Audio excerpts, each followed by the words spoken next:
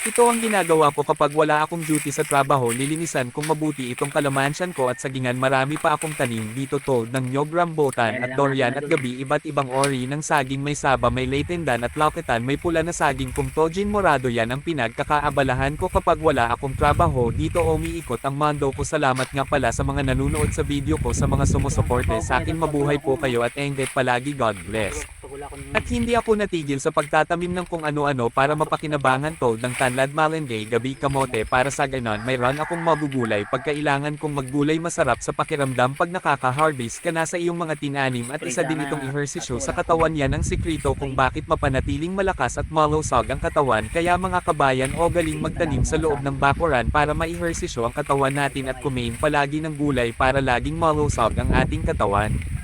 Muli ako'y nagpasalamat sa lahat ng mga sumusuporta sa akin, sa lahat ng nanonood. Huwag po kayong magsawa sa panunood mga kabayan. Gawin natin kapaki-pakinabang ang ating mga ginagawa araw-araw at huwag sayangin ang ating oras. Mahalaga ang bawat oras natin dito sa mundo. Ginagalawan natin, napapansin din nyo napakabilis ng mga panahon. 2025 na ngayon, parang kailan lang malapit na naman ang bagong talon. Hay napakabilis talaga ng ating panahon ngayon. Kaya mga kabayan, engget po tayo palagi.